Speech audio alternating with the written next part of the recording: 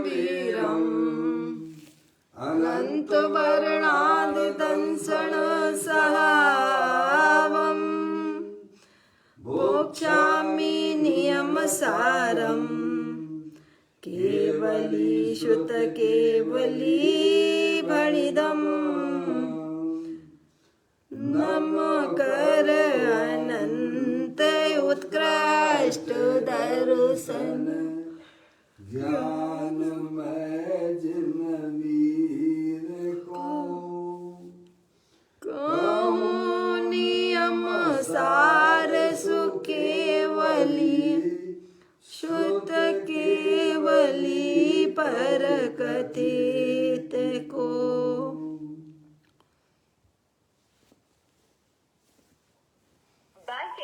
श्री नियम सारजी नामक यह परम आध्यात्मिक ग्रंथ स्वाध्याय हेतु में विराजमान है। आज से 2000 वर्ष पहले इस महान पवित्र ग्रंथ की रचना आचार्य श्री कुंद देव द्वारा इसी पवित्र भूमि पर की गई और इसके टीकाकार पदम प्रमलधारी देव मुनिराज हैं। ग्रंथ का नाम नियम सार है। नियम से करने योग्य कार्य अपनी आत्मा में सम्यक दर्शन, सम्यक ज्ञान, सम्यक चारित्र रूपी निर्मल पर्याय, पवित्र पर्याय, मोक्ष मार्ग रूपी पर्याय को प्रकट करना, क्योंकि वह पर्याय स्वयं ही सुख स्वरूप है और अनंत सुख का कारण भी है।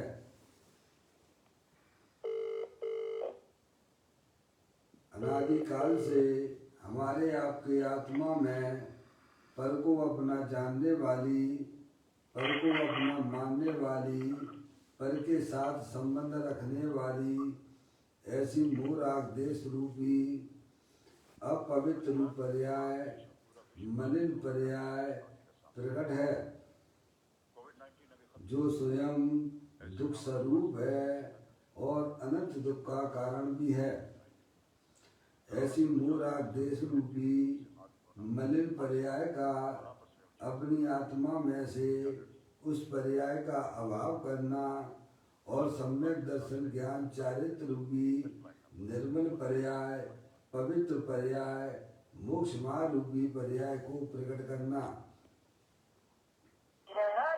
ऐसे कार्य की प्राप्ति जनवाणी माता के माध्यम से अपने आत्मा के स्वरूप को पहचानना। अपनी जो आत्म वस्तु है वह परद्रव, प्रभाव और पर्याय से विभिन्न अखंड ज्ञान ज्योति स्वरूप है। ऐसे गायक प्रभु परमात्मा का माँ जनवाणी माता के द्वारा परिचय करके तत्पश्चात शरीर आदि ये सब परमकृत वस्तुएं हैं। इनका हमारे आत्मा के साथ में किसी प्रकार का कोई संबंध नहीं है। इस प्रकार सम्यक विज्ञान पूर्वक शरीर रागादि का लक्ष्य छोड़ के अंतरोन्मुखी उपयोग के द्वारा अपने गायक प्रभु परमात्मा में अपनापन स्थापित करके उसी में ही अपनी वर्तमान पर्याय को मग्न कराना, उसे ही यदि परमात्मा ने उसे धर्म कहा है। उसकी चर्चा आचार्य भगवंतों ने, मुनिराजों ने एक एक गाथा और उसकी टीका और कलश के माध्यम से हमें अपने आत्मा के स्वरूप को यहाँ पर समझाया है। देखिएगा यहाँ पर श्री नियम सारजी नामक परम आध्यात्मिक ग्रंथ का स्वाध्याय हम और आप यहाँ कर रहे हैं, जिसका 6वां अधिकार चल रहा है, जिसका नाम है निश्चय प्रत्याख्यान अधिकार। 99 नंबर की गाथा पूर्ण होने के बाद यहाँ पर एक रेफरेंस देते हैं श्री समय सारणी ग्रंथ का आचार्य अमृतचंद देव ने भी इसी बात को यहाँ पुष्ट किया है। श्लोक नंबर है 104 नंबर का, वो अपन पढ़ते हैं। सभी शुभाशुभ भावों के निषेध होने से अशरण होंगे नहीं रमेंगे निज स्वभाव में।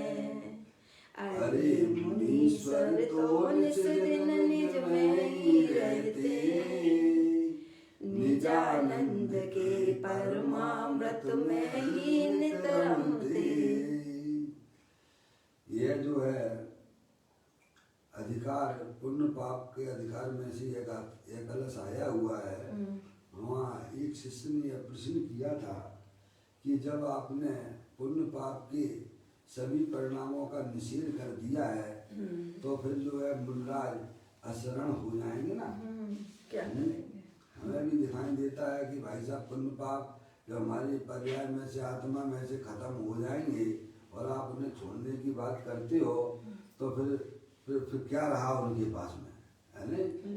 पर का आप जो स्त्री पुत्र आदि का तो शरण लेने के लिए मना करते हो आप, जो कि पाप भाव है। रुपया पैसा धन दौलत वगैरह ऐसे अशुभ परिणाम वो तो आप उनका निषेध करते ही हो। एक बात, दूसरा भगवान की पूजा है, भक्ति है, स्वाध्याय है, अनुव्रत है, महाव्रत है, उनका भी आप निषेध ही करते हो आप। तो फिर वे अशरण नहीं हो जाएंगे मुनराज? क्या करेंगे? क्या करेंगे वे? ऐसा यह प्रश्न किया गया था।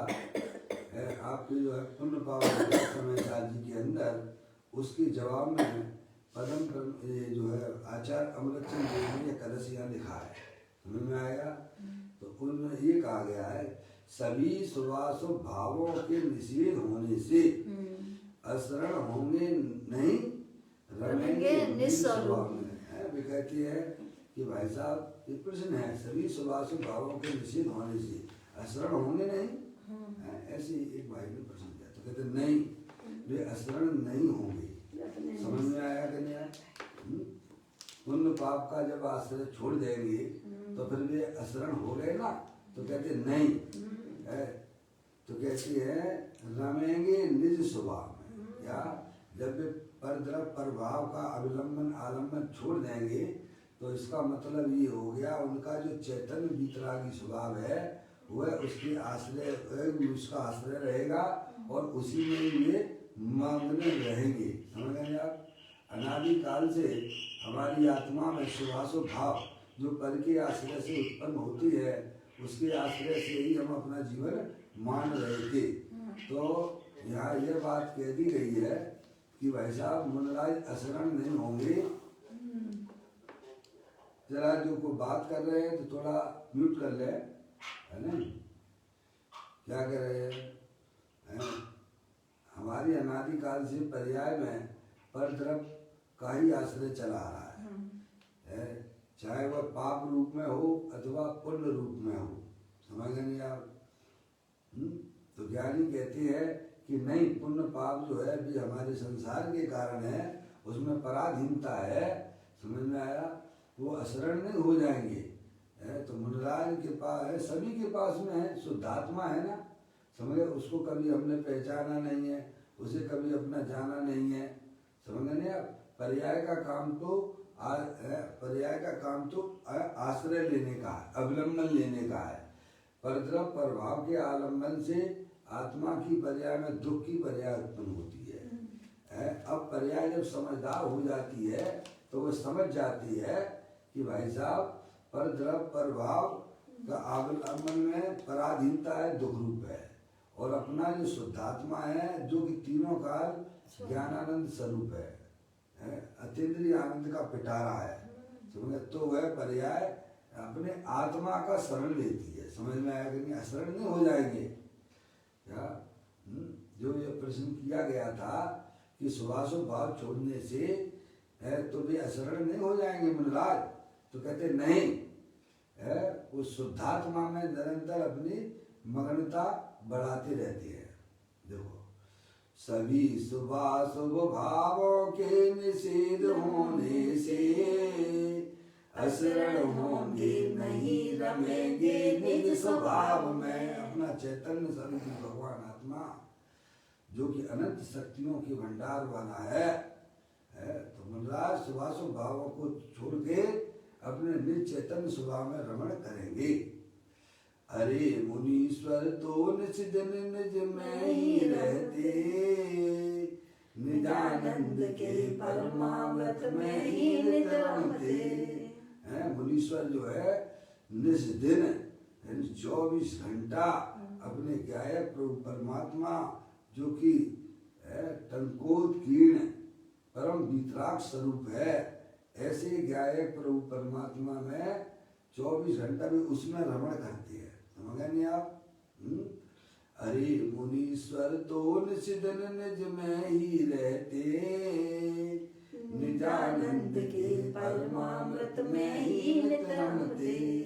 अपना जो भगवान आत्मा वीतराग आनंद स्वरूप है परम अमृत का पिंड है, ऐसे गायक प्रभु परमात्मा का आश्रय लेके उसमें ही वे मुनिराज निरंतर अमृत का भोजन करते हैं, परमानंद का भोजन करते हैं। समझ गए नहीं आप? समस्त ज्ञानी जीवों के पास में भी वह शुद्धात्मा है, पर उन्हें उसका ज्ञान न होने से, उसका श्रद्धा न होने से वो बैरमुखी होकर भाई साहब शुभाशुभ परिणामों को उत्पन्न करते हुए संसार चक्र में ही परिभ्रमण करते हैं। ज्ञानी ने अरिहंत परमात्मा की वाणी के द्वारा जो वस्तु स्वरूप बताया गया है उसमें अपनी शुद्धात्मा की पहचान कर ली है। समझे आप? समय दृष्टि जीव भी शुभाशुभ भाव की पहले रुचि छूट जाती है उसे समय दृष्टि जीव को, और अपने चैतन्य भगवान आत्मा का रुचि समर्पण उसको हो गया है तो आंशिक जो है कैसा अविलंबन उसको भी समय दृष्टि जीव को होता है। मुनिराज की पर्याय का लेवल थोड़ा ऊंचा है, उन्होंने अपनी आत्मा की साधना और आराधना के द्वारा अपनी पर्याय को निरंतर 24 घंटा अपने गायक प्रभु परमात्मा में रमण कराते हैं, अमृत का भोजन करते हैं। समझ में आया? ये इस प्रकार की ये चर्चा यहाँ आई है। अब मैं इसको पढ़ लेता हूँ, अब आप देखिएगा। श्लोकार्थ। शुभ आचरण रूप कर्म और अशुभ आचरण रूप कर्म, दो प्रकार के कर्म हैं। ऐसे समस्त कर्मों का निषेध किए जाने पर और इस प्रकार निष्कर्म अवस्था बरतने पर मुनि कहीं अशरण नहीं है। कारण कि जब निष्कर्म अवस्था निवृत्ति अवस्था बरतती है तब ज्ञान में आचरण करता हुआ, रमण करता हुआ, पणमन करता हुआ ज्ञान ही उन मुनियों को शरण है। क्या आत्मा की पर्याय में जब शुभाशुभ भावों का आचरण मिट जाता है, नास्ति से बात की, यानी अस्थि से अपने गायक प्रभु परमात्मा में मग्न होता है। समझे? पुण्य पाप के परिणाम वह वास्तव में आत्मा का भाव नहीं है, वह तो पर के लक्ष्य से होने वाला भाव था। समझ गए आप? वह कोई आत्मा का कर्म भी नहीं है। समझ गए आप? आत्मा का कर्म जो है वह निर्मल दशा होगी। क्या होगी? समझ गए? सत्कारक शक्तियों में आपने जो है 47 शक्तियों है तो अनंत शक्तियाँ। आचार्य अमृतचंद देव ने 47 शक्तियों के अंतर्गत जो है 41वें नंबर की शक्ति आई है, उसका नाम है कर्म शक्ति। क्या नाम है उसका? कर्म शक्ति। समझ गए नहीं आप? अज्ञानी जीव शुभाशुभ भावों को अपना कर्म मानते हैं, तो ज्ञानी कहती हैं कि आत्मा की जो कर्म है वह क्या है? कर्म शक्ति है आत्मा में। उसका काम क्या है? निर्मल दशाओं को करे, निर्मल दशाओं रूप हो, ये आत्मा का कर्म है। क्या कर्म है? ये शुभाशुभ भाव ये आत्मा के कर्म नहीं है। समझ में आया भाई साहब? आत्मा का कर्म क्या है? निर्मल दशाओं रूप परिणमन होना, ये वास्तव में आत्मा का कर्म है। यानी सम्यक दर्शन ज्ञान चारित्र रूपी परिणमन करना वह वास्तव में आत्मा का कर्म है। और ऐसे कर्म की उत्पत्ति अपना जो त्रिकालिक ध्रुव भगवान आत्मा जो कि तीनों का निर्मलानंद स्वरूप है, वीतराग स्वरूप है, जब पर्याय उसका आश्रय लेती है तब उसकी पर्याय में निर्मल दशाओं की उत्पत्ति हो जाती है। ये वास्तव में आत्मा का कर्म है। तो यहाँ जो कहा नहीं, जब निष्कर्म अवस्था यानी पुण्य पाप से रहित अवस्था का नाम है निष्कर्म अवस्था वर्तती है, तब ज्ञान में आचरण करता हुआ यानी अपने आत्मा में आचरण करता हुआ, रमण करता हुआ, परिणमन करता हुआ ज्ञान ही उन मुनियों को शरण है। शरण लेने वाली वह पर्याय है। किसकी शरण ले रही है? अज्ञान दशा में वह परद्रव्य का शरण लेती थी और ज्ञान होने पर अपना जो त्रिकालिक ध्रुव भगवान आत्मा जो कि अविनाशी है, शाश्वत है, टिकाऊ है, उसका वह आश्रय लेती है। क्या भाई? पापा पापा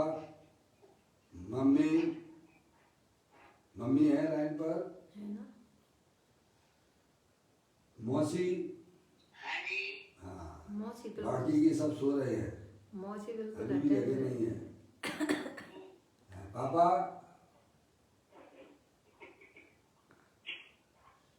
समझ आए? पप्पू भैया हाँ, बस थोड़ा बस आप बोल दोगे तो फिर क्या है, मेरे को भी जो है ये समझ में आ जाएगा कि आप बराबर या आचार्य भगवंतों की बातों को आप सुन रहे हैं। देखो, शुभाशुभ भाव ये आत्मा का कर्म नहीं है। क्या आत्मा मम्मी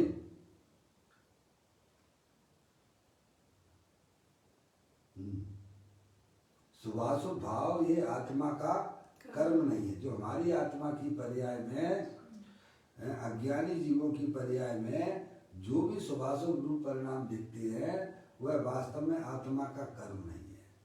आत्मा का कर्म जो है निर्मल दशाएं है, सम्यक दर्शन ज्ञान चारित्र रूपी निर्मल पर्याय, वह वास्तव में आत्मा का कर्म है। और ऐसे कर्म की प्राप्ति जो अपना त्रिकालिक ध्रुव भगवान आत्मा जो कि तीनों काल स्थायी वस्तु है नहीं, उसके आश्रय से निर्मल दशाओं की उत्पत्ति होती है। तो यहाँ कहती है जब निष्क्रम अवस्था निवृत्त अवस्था बरतती है तब ज्ञान में जब जीव के जब मुनराज के वीतराग दशा बरतती है, शुभाशुभ भावों से रहे जो वीतराग दशा बरतती है, तब ज्ञान में आचरण करता हुआ, रमण करता हुआ, परिणमन करता हुआ ज्ञान ही उन मुनियों को शरण है। क्या है मौसी? पर्याय जो है किसका अनुसरण कर रही है, किसका आश्रय ले रही है? आत्मा का आश्रय ला। तो जो प्रश्न करता ये कहता है कि भाई साहब जब शुभाशुभ भाव जब जो है आत्मा में आप कहते हैं उनका आश्रय ना लो तो भाई साहब वह अशरण हो जाएगा ना। खाना पीना सब आपने बंद कर दिया है, समझ, पाप के परिणाम सब बंद कर दिया, कमाना नहीं, ये नहीं करना, वो नहीं करना, भगवान की पूजा भी नहीं करना, भक्ति नहीं करना, तो क्या करना फिर? क्योंकि वह अज्ञानी जीव उन्हीं से अपना जीवन मानता है। ऐसा इसीलिए उसको प्रश्न उठा है जब पाप करने नहीं देते हो आप, पुण्य करने नहीं देते हो, तो फिर क्या शरण हो जाएंगे? फिर क्या मतलब निकला मौसी? ऐसा प्रश्न है, समझ लेंगे आप। तो फिर पाप के परिणाम आप करने के लिए मना करते हो, पुण्य को भी यही बता रहे हैं और पुण्य भी आप करने नहीं देते हो आप, तो करें क्या? तो फिर क्या करें साहब? तो फिर तो सब बेकार हो गया ना, तो कोई मतलब ही नहीं निकला। तो कहते नहीं है, तुमने कभी भी अपने आत्मा के स्वरूप को पहचाना नहीं है। कैसे पर्याय का शरण तो द्रव हुआ करता है, समझे नहीं आप? परद्रव्य का जो आश्रय लिया जा रहा है वह तो संसार का कारण है। निष्कर्म नहीं हो जाएंगे वह स्वाधीन हो जाएगा। क्या जैसे कोई पक्षी होता है ना, उस पे जो है उसको पकड़ा रहता है, तार होता है ना, और जो है उल्टा तोता वगैरह होते हैं उल्टे, तो छोड़ते नहीं है। डर लगता है पता नहीं गिर जाएंगे, मर जाएंगे। छोड़ी तो कहते तू नल्ली को तू छोड़ तो दे पहले, तू मरेगा नहीं तो स्वतंत्र हो जाएगा। क्या हो जाएगा? उड़ जाएगा, तेरा जीवन तुझे पता पड़ जाएगा। ऐसे ही अज्ञानी जीव पर्याय में पुण्य पाप की नली को पकड़े हुए हैं।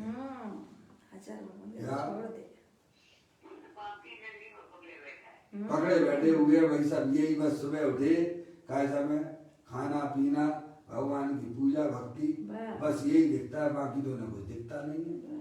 तो ऐसे पुण्य पाप की नली को पकड़े हुए हैं और इसके अलावा उन्हें कोई दूसरा मार्ग दिखता नहीं है। ये छोड़ दिया तो फिर क्या होगा? क्या होगा? तो ज्ञानी कहते तू स्वतंत्र हो जाएगा, स्वाधीन हो जाएगा। तू अगर जो इनकी पकड़ पर्याय में छोड़ देगा और अपने गायक प्रभु परमात्मा की जो पकड़ बन जाएगी ना, तो अनंत काल तू उसके आश्रय से रहेगा। इसके आश्रय से। ये पर्याय का धर्म है। पर्याय का धर्म द्रव्य की पकड़ बनाना है। पर्याय का धर्म परद्रव्यों की पकड़ छोड़ देना है। क्या पर्याय की पकड़ को ही तो मना कर रहे हैं कि पुण्य पाप। और कौन है? क्या पर्याय में हमारी जो पकड़ है वह पुण्य पाप के परिणामों की पकड़ है। समझ में आया? परिद्रव्यों की पकड़ चल रही है। इसलिए ज्ञानी कहते तू एक बार भेद ज्ञान के द्वारा उसकी पकड़ को तो छोड़ दे। अंदर जो शाश्वत प्रभु परमात्मा जो बैठा हुआ है भाई साहब, उसकी जब पर्याय में पकड़ हो जाती है तब आत्मा का जीवन आनंदमय प्रारंभ हो जाता है। समझ में आया? जो आज तक हमने कभी किया नहीं है। और जिनवाणी द्वादशांग का सार भी यही बताना चाहता है। समझ में आया? देखो कहते हैं निष्कर्म अवस्था निर्वर्ती अवस्था वर्तती है, जब तब ज्ञान में आचरण करता हुआ यानी रमण करता हुआ परिमन करता हुआ ज्ञान ही उन मुनियों को शरण है जो अपनी अखंड ज्ञान ज्योति स्वरूप भगवान आत्मा है, जो तीनों काल विद्वान वस्तु है, जिसने आज तक शरीर को छुआ तक नहीं है। कैसा है अपना चेतनेश्वर भगवान आत्मा? जिसने आज तक शरीर को स्पर्श तक नहीं किया। कैसा है वह भगवान आत्मा? जिसने राग के परिणाम को भी कभी स्पर्श किया नहीं है। ऐसा परम पवित्र भगवान आत्मा थे देवल में विराजमान है। जब पर्याय को यह समझ अच्छी हो जाती है, सच्ची हो जाती है, तब वह पर्याय पर द्रव्य प्रभावों की पकड़ को छोड़ देती है और अविनाशी जो तत्व अंदर में विराजमान है उसका आश्रय ले लेती है। तब उसी समय से मोक्ष मार्ग के दरवाजे खुल जाते हैं। क्या भाई साहब? अगर पर्याय में अपने त्रिकालिक ध्रुव भगवान आत्मा की पकड़ ना हुई, ये चार गतियां ये बैलमुखी वालों की हैं। समझे आप? और वर्तमान में जो अगर दुख का अभाव करना है तो अपना चैतन्य वस्तु अविनाशी हर समय मौजूद है, क्या उसका आश्रय लेना वही वास्तव में पर्याय में सुखी होने का विधान है।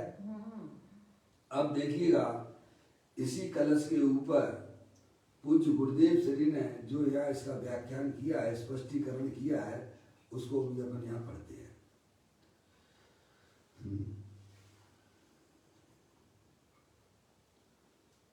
समय सार के पुण्य पाप अधिकार में पुण्य और पाप दोनों का निषेध किया है। समझ आए? समय सार के पुण्य पाप अधिकार में पुण्य और पाप दोनों का निषेध किया है। वे दोनों ही धर्म के कारण नहीं है। क्यों निषेध किया है?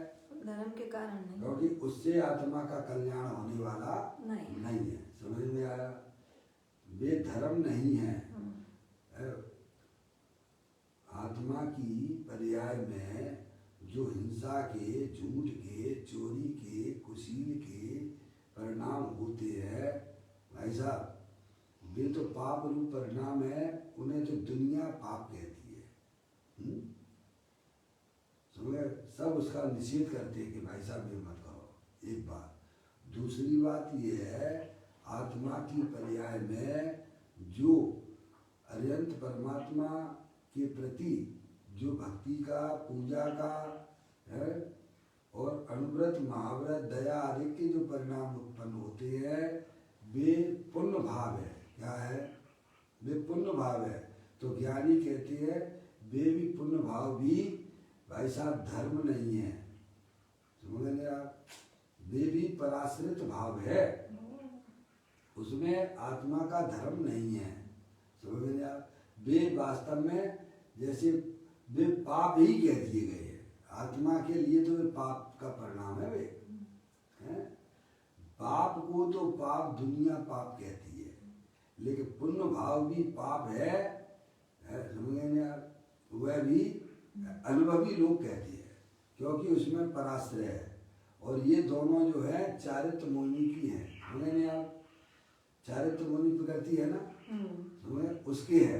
पाप का परिणाम भी चारित्र मोहिनी का, और पुण्य का परिणाम भी, तो दोनों एक जैसी हो गए ना। समझे? चारित्र मोहिनी की है ना, तो एक को अच्छा कहना और एक को बुरा कहना, ये कहाँ से आपने ले दिया? पाप का परिणाम तो भाई साहब खराब है और पुण्य का परिणाम अच्छा है। कैसा में? ये अज्ञानियों की मानता है। सारी दुनिया में सारी पुण्य को अच्छा मान रहे हैं। सारी दुनिया जो है पाप के परिणाम को बुरा कहती है और पुण्य के परिणाम को अच्छा कहती है। पर ज्ञानी कहते हैं कि दोनों ही परिणाम आत्मा के लिए अहितकारी परिणाम है। सही बात है? समझ में आया? समझ आया? दोनों ही परिणाम आत्मा के लिए अहितकारी है, क्योंकि दोनों में ही पर का आश्रय है। समझ गए नहीं आप? इसीलिए ज्ञानी जी उसे धर्म कहते ही नहीं है। धर्म तो धर्मी के आश्रय से हुआ करता है। धर्म रूपी रत्नात्र रूपी पर्याय जो अपना भगवान आत्मा जो अनंत धर्मों सहित तीनों काल विद्यमान है, उसका पर जब आश्रय लेती है पर्याय, तब उसकी पर्याय में रत्नात्र रूपी धर्म की प्राप्ति होती है। देखो, समय सार के पुण्य पाप अधिकार में पुण्य और पाप दोनों का निषेध किया है। वे दोनों ही धर्म के कारण नहीं है, ऐसा कहा है। वहां शिष्य पूछता है कि प्रभु आपने तो शुभ व अशुभ दोनों प्रकार के कर्मों का निषेध किया है। क्या किया है? निषेध कर दिया है। शिष्य पूछता है कि प्रभु आपने तो शुभ, शुभ यानी दया, दान, पूजा, भक्ति आदि के परिणाम वे सब कहलाते शुभ। अशुभ यानी हिंसा, झूठ, चोरी, कुशील, परिग्रह के परिणाम वे कहलाते अशुभ। दोनों प्रकार के कर्मों का निषेध किया कर दिया है। ऐसी दशा में मुनिराज किसकी शरण में रहेंगे फिर? हैं? क्यों भाई? भगवान क्या कर रहे हैं? अरिहंत परमात्मा बोलो। अपनी शरण में रहेंगे और किसकी शरण में रहेंगे? हाँ, क्या करते भगवान? उनको धर्म हो रहा है कि नहीं हो रहा है? हो रहा है। सही धर्म तो वही हो रहा है। आप भगवान की दर्शन करते हो तो भगवान को धर्म हो रहा है कि नहीं हो रहा है? वे किसके आश्रय से बैठे हैं? इतनी तो समझ में आती है ना। गौतम को तो समझ में आ गई थी। गौतम जब समूह शरण में गए, उनको तो तुरंत समझ में आ गई। किसी शब्दों की जरूरत ही नहीं पड़ी थी उन्हें। और अपन रोज ही ना सुनते हैं, या दोनों टाइम सुनते हैं, अपना जीवन भी उसी में लगाए हुए हैं, फिर भी हमें समझ में क्यों नहीं आती है? क्यों भाई? हैं मौसी? सही बात है, समझ में नहीं आ रही। आप बताइए। आप गौतम तो थे, ऐसे में समूह शरण में गए, गिरित मिथ्या दृष्टि थे वे। उन्हें ये भी नहीं मालूम था कि 6 द्रव्य का क्या स्वरूप है। 6 द्रव्यों के नाम नहीं मालूम थे उन्हें। 7 तत्वों के नाम भी नहीं मालूम थे मौसी। मालूम होते तो वहीं उसको 52 को वहाँ जवाब दे देते ना। अपने 500 शिष्यों के सामने अपनी रिसर्च करवाते हो क्या? बोलो। नहीं करेंगे। सही बात हैं? जब उन पे जवाब नहीं आया, वे नहीं जानते थे, तो कहने लगे चलो तुझे क्या जवाब दूंगा, मैं तेरे तुम्हारे गुरु को गुरु से। जवाब दूंगा, चलो। हम्म, है अब खिसियानी बिल्ली क्या करेगी मुझी, खिसियानी बिल्ली क्या करेगी, उनसे ही करेगी कि भैया हम जाना बल्ले भी चलते हैं? अपने आप को अभिमान करेगा, अरे तुम्हें क्या बताना, तुम्हारे गुरु को चलो बताते चलो। है समूह शरण में गए और रास्ते में कैसे मैं सोचने लगा गौतम कि जब मैं शिष्य के प्रश्न का जवाब नहीं दे पाया हूँ तो उसके गुरु कैसे होंगे। है क्या अपने सारे जितने वेद वेदांतर का पढ़ने वाला व्यक्ति है अंदर में यह सोचने लगा कि भाई साहब अब अपना क्या होगा। अंदर में उसकी जो है कसाई गलने लग गई, पश्चाताप होने लग गया और वहाँ समूह शरण में जैसे ही पहुंचा और भगवान को देखते ही का समय उसका सारा ईमान चकनाचूर हो गया। ओ हो भगवान तो जो अपने आत्मा का आश्रय लिए हुए है, अद्भुत वस्तु उन्हें प्राप्त हुई है। क्या वे किसी की तरफ नहीं देख रहे हैं, वे तो एकमात्र अपने गायक प्रभु परमात्मा को निहार रहे हैं। समझ में आया? ये इशारा ही तो था और क्या था। भगवान की दिव्य ध्वनि तो वो गर्दन होने के बाद ही खिली थी ना। वहाँ किसने समझाया, वो गौतम को किसने समझाया वहाँ पे कि तुम अपनी आत्मा का आश्रय लो। किसी ने नहीं, स्वयं ये धर्म हमें क्यों नहीं दिखता है, स्वयं। इसीलिए सम्यक दर्शन प्रतिमा जो है सम्यक दर्शन में निमित्त होती है। जिन प्रतिमा, क्या जिन प्रतिमा जो है सम्यक दर्शन में निमित्त हो जाती है, वैसा जो समझदार होते हैं समझ जाते हैं, इसको धर्म कहते हैं। क्या ये धर्म है, किसी की तरफ ना देखना, एक अपनी गायक प्रभु परमात्मा की तरफ देखना है। समझ गए ना आप, समय दृष्टि समझ जाता है, सारा समझ जाता है प्रभु का। समझ गए आप? पर की तरफ देखते देखते अनंत काल हो गया, ये है ना शाश्वत शरण है ना, कुछ भी नहीं आता समझ गए ना आप? शरीर जो है अनंत पुद्गल परमाणुओं का पिंड है। और राग आदि परिणतियां शुभाशुभ परिणाम तो अज्ञानता में से पैदा होती है। जैसे उस आत्मा को पता ही नहीं है कि भाई साहब शरण तो शाश्वत पदार्थ की लेना चाहिए, ऐसा उसे ज्ञान भी नहीं है। सब 24 घंटा शरीर की गुलामी में लगा रहता है, 24 घंटा। समझ गए आप? और ज्ञानी 24 घंटा अपनी आत्मा की शरण में रहते हैं। बोलिए आप कितना अंतर हो गया है। कहते हैं आपने तो शुभ और अशुभ दोनों प्रकार के कर्मों का निषेध कर दिया है, ऐसी दशा में मुनिराज किसकी शरण में रहेंगे। इस प्रश्न के उत्तर रूप में उक्त श्लोक कहा गया है। समझ गए? इसकी जो रचना हुई है उस शिष्य के प्रश्न के जवाब में इसका उत्तर दिया गया है। समझ गए आप? 100 कितने नंबर का है? 104 नंबर का श्लोक है। समय सार जी के रचना है, जो है पुनर्भावाधिकार में आया है। ऐसी दशा में मुनिराज किसकी शरण में रहेंगे, इस प्रश्न के उत्तर रूप में उक्त श्लोक कहा गया है कि भाई जब मुनियों को पुण्य पाप दोनों को छोड़कर निष्कर्म अवस्था प्रवर्तिती है, तब उनको अपना शुद्ध चैतन्य ही परम स्थान है। क्या कहा भाई साहब? एक बार पर्याय को ये समझ में आ जाना चाहिए। समझ में आई? पर्याय के बिना द्रव्य नहीं होता है पप्पू भैया, और द्रव्य पर्याय के बिना नहीं होता है। बराबर पप्पू भैया? हैं? एक बार इसको आसान लग जाए, पहले ज्ञान करो सच्चा कि अनादि अनंत छह द्रव्य है, जातीय पेक्षा जीव द्रव, पुद्गल द्रव, धर्म द्रव, अधर्म द्रव, आकाश द्रव, अकाल द्रव है। जानने देखने वाला पदार्थ को आत्मा कहती है और वो तुम हो। समझ गए आप? और जो द्रव्य होता है मौसी पर्याय के बिना नहीं होता है। एक आध वस्तु ऐसी बता दो भाई साहब जो पर्याय के बिना होती हो, एक आध ऐसी सत्ता बता दीजिए आप। पर्याय द्रव्य के बिना नहीं होती और द्रव्य पर्याय द्रव्य के बिना नहीं होती है, द्रव्य पर्याय के बिना नहीं होता है। ये अनादि अनंत सत्य है। तो पर्याय अब किसके आश्रय से रहे, तो कहते पर के आश्रय लेने पर तो उसको भाव मरण की उत्पत्ति होती है। भाव मरण ये भाव कर्म सदियों से सदियों से करता आया है। कब से? सदियों से। पर द्रव का आश्रय अनादिकाल से पर्याय पर द्रव के आश्रय से खड़ी हुई है। और वहाँ पे भाव मरण की उत्पत्ति होती है, संक्लेश परिणामों की उत्पत्ति होती है, उसमें आत्मा का मरण होता है। समझे? अपने अपने द्रव का सब जीव आश्रय ले ले तो भाई साहब समझिएगा सब सिद्ध परमात्मा जैसे दिखाई देंगे। सब जीव पर्याय में सुखी हो जाते हैं। तो है ना, पर्याय को शरण है, उसकी त्रिकालिक वस्तु है ना।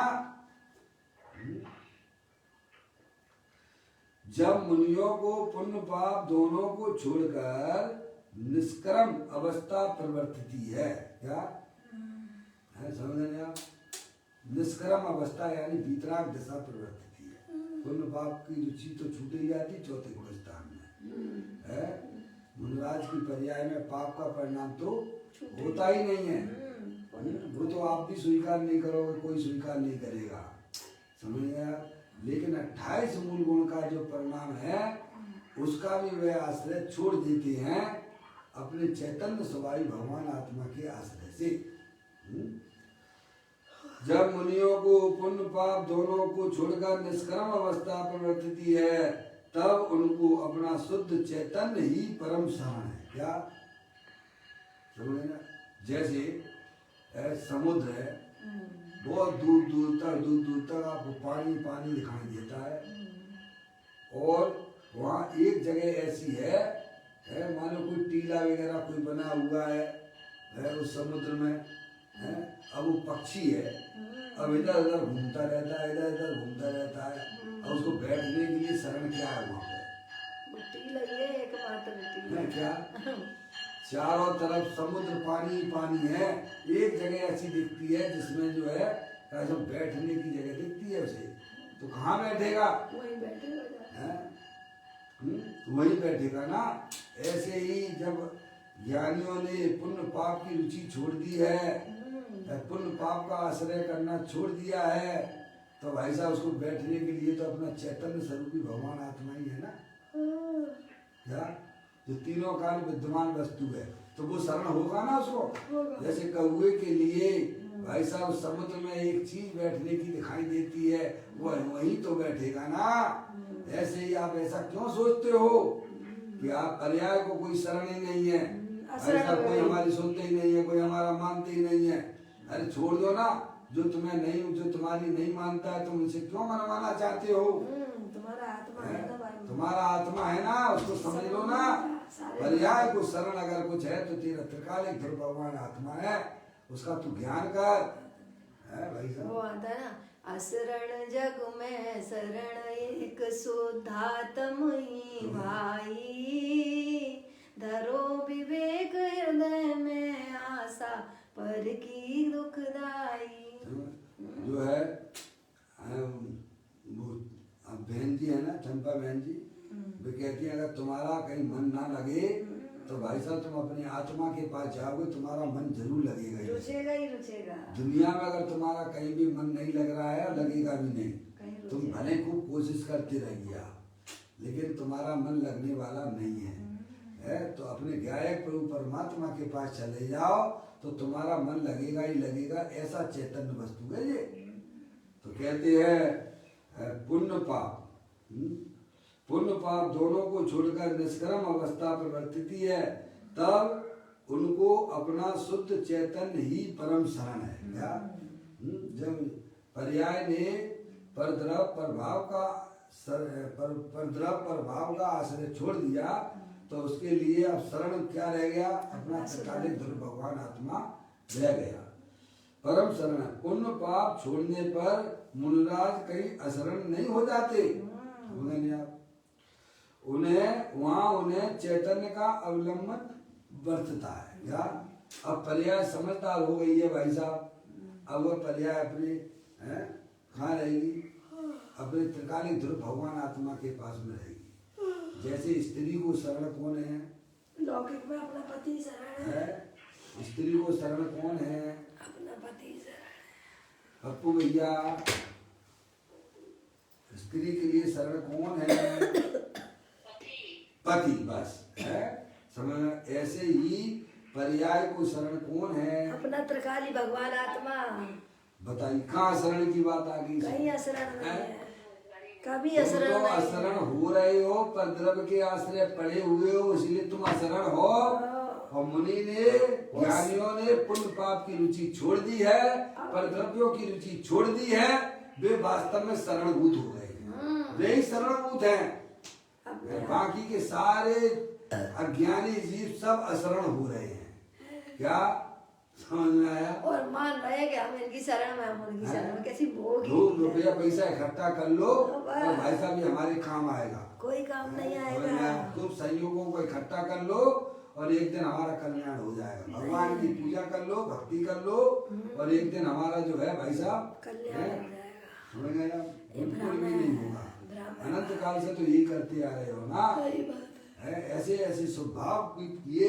अरे पाप भावों की बातें क्या करना, पुण्य के परिणाम भी हमारे आत्मा ने ऐसे ऐसे किए हैं कि भाई साहब 9वें गिरिवेक तक ये जीव अनंत बार जा चुका है, तब भी असरण का असरण ही रहा। सुख लेस न पाया, 9वें गिरिवेक तक भी गया, स्वभाव इतने उत्कृष्ट भी किए, तब भी उसको कोई शरण मिला नहीं। बाहर में आत्मा के लिए कोई शरण नहीं है और अंदर में कभी असरण नहीं है। अंदर में कभी भी असरण रह नहीं सकता है। समझ गए? ऐसा चेतनेश्वर भगवान आत्मा, शुद्ध आत्मा, वो सभी जीवों के लिए शरण है। समझ में आया? देखो यहाँ कहते हैं उनको अपना शुद्ध चैतन्य ही शरण, परम शरण है। पुण्य पाप छोड़ने पर मुनिराज कहीं असरण नहीं हो जाते, वहाँ उन्हें चैतन्य का अवलंबन बरतता है। उन्हें ज्ञान में लीन हुआ ज्ञान ही परम शरण है और ऐसा ज्ञान ही प्रत्याख्यान है। ज्ञान को ही प्रत्याख्यान है। जो पर्याय अपने ज्ञायक प्रभु परमात्मा का शरण लेती है, उस पर्याय को ही वास्तव में सच्चा प्रत्याख्यान होता है। मुनिराज तो पुण्य पाप को छोड़कर चैतन्य के अवलंबन द्वारा वीतरागी अमृत को पीते हैं। क्या करते हैं? वीतरागी अमृत को पीते अमृत का कुंड है। पुण्य पाप तो जहर है। पुण्य पाप की रुचि आत्मा के लिए विष के प्याले जैसा पीते है। ज्ञान को अगर कोई शरण है, पर्याय को कोई अगर शरण है, तो अमृत स्वरूपी भगवान आत्मा जो अमृत का कुंड है, सुख शांति का भंडार है, वहां जब पर्याय जाती है तब भाई साहब उसकी पर्याय में जो द्रव्य के अंदर अनंत शक्तियां होती हैं, उनकी पर्याय में अव्यक्ति हो जाती है। वही वास्तव में पर्याय का शरण अपना त्रिकाली ध्रुव भगवान आत्मा है। ये बात हमें आज समझ लेना चाहिए। समझ में आया भैया? उससे उन्हें ज्ञान में लीन हुआ ज्ञान ही परम शरण है और ऐसा ज्ञान ही प्रत्याख्यान है। मुनिराज तो पुण्य पाप को छोड़कर चैतन्य के अवलंबन द्वारा वीतरागी अमृत को पीती है। क्या? किसको पीती है? वीतरागी अमृत। कहाँ है ये? स्वयं में ही है। कहाँ है? कहीं जाना? आप स्वयं वीतराग आनंद स्वरूप भगवान आत्मा हो, शाश्वत हो, उसका भी सेवन करते हैं, अमृत का पान का सेवन करते हैं, वीतरागी अमृत को पीते हैं। इसीलिए पीने वाली कौन है? वर्तमान ज्ञान की पर्याय। शरण लेने वाली कौन है? पर्याय। शरण लेने वाली पर्याय और पीने वाली वीतराग अमृत को पीने वाली भी पर्याय है। समझ गए? इसीलिए प्रत्याख्यान करने वाले को अपना एक शुद्ध चैतन्य आत्मा ही परम शरण है। प्रथम आत्मा का ज्ञान करके, अब देखिएगा कुछ गुरुदेव श्री समझाते हैं, प्रथम सबसे पहले क्या करना? आत्मा का ज्ञान करना। समझ गए आप? अपनी जो चैतन्य वस्तु है वह अनंत शक्तियों के भंडार वाली है। ऐसा पर्याय में विकल्पात्मक रूप में तो ठहराव करो है। मैं हूं कि नहीं हूं, तो क्या कौन हूं मैं? शरीर में हूं कि चैतन्य ज्ञानेश्वर में हूं? दो चीजें हैं आपके। देखिएगा, ये शरीर जड़ है और ये जानने देखने वाला पदार्थ वह आत्म वस्तु है। तो कहते हैं प्रथम आत्मा का ज्ञान करके क्या करना सबसे पहले ज्ञान। पहले अपने आत्मा का ज्ञान करो। अपनी आत्मा ज्ञानेश्वर है, अनंत शक्तियों के भंडार वाली है, सिद्धि की सामर्थ्य वाली है, सुख शांति का भंडार है। ऐसा सच्चा ज्ञान करना। प्रथम आत्मा का ज्ञान करके पश्चात उसके बाद क्या करना, अब उसमें एकाग्रता करने पर राग का प्रत्याख्यान होता है। क्या होता है? पहले तो जो है भाई साहब अब नक्की कर लीजिए आप कि मैं चेत निश्चल भगवान आत्मा हूँ, मैं मनुष्य नहीं हूँ, मैं स्त्री नहीं हूँ, मैं रागी द्वेषी नहीं हूँ, मेरा भगवान आत्मा पुण्य पाप के परिणामों से रहित है ना। ऐसा सच्चा ज्ञान करके उसके बाद वह पर्याय अपने त्रिकालिक ध्रुव भगवान आत्मा का आश्रय लेती है। समझ आप? तो क्या होता है, जो पर्याय में होने वाले पुण्य पाप के परिणाम है वे ध्वस्त हो जाते हैं। जैसे आपने कमरे में लाइट जलाई और निकाल भाग गया, ऐसे ही पर्याय में जब सच्चा ज्ञान हुआ तो रागादिक परिणतियों की धज्जियां उड़ जाती हैं, जब वह पर्याय अपने चेत निश्चल का आश्रय ले लेती है। ठीक है। प्रथम आत्मा का ज्ञान करके पश्चात यानी बाद में उसमें एकाग्र करने पर राग का प्रत्याख्यान हो जाता है। समझ नहीं आप? पुण्य पाप जो है राग है वो उनका त्याग, प्रत्याख्यान का मतलब क्या है? त्याग हो जाता है। इसीलिए निश्चय प्रत्याख्यान के वर्णन में ये अधिकार जो है निश्चय प्रत्याख्यान है ना, निश्चय प्रत्याख्यान के वर्णन में आत्मा की मुक्ता का कथन करके उसकी भावना करने को कहा गया है। समझ में आप? देखिएगा अब ये जो है मैं समझता हूँ ये जो आपका कलर पूरा हो गया है, 104वें नंबर का कलर यहाँ रेफरेंस के रूप में यहाँ कहा गया था ना कि भाई साहब पर भावों को छोड़कर अपने ज्ञाय प्रभु परमात्मा की शरण में जाना, यही वास्तव में निश्चय प्रत्याख्यान है। इसी के रेफरेंस में आचार्य अमृतचंद देव का 104वें नंबर का कलश जो समय सार जी में आया है उसको अपन ने यहाँ पढ़ा है। कल अपनी चर्चा यहाँ पर पदम प्रबंधाई दिन महाराज जो उस पर कलश लिखा है उसकी चर्चा कल अपन पढ़ेंगे। अभी अपना यहाँ पर समय हो गया। निज निधि निज में बताई ये अनंत अनंत उपकार है, उसके लिए जिन वाणी माँ को वंदना सतवार है, वंदना सतवार है। 9 बार नमोकार मंत्र।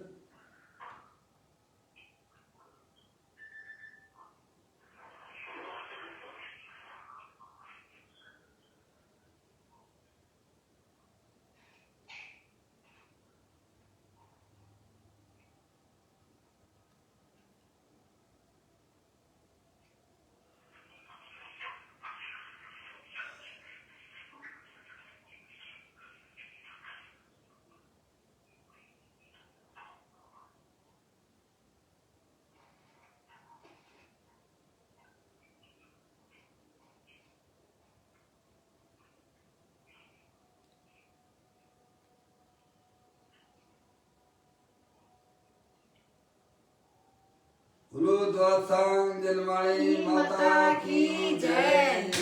महाजैन धर्म की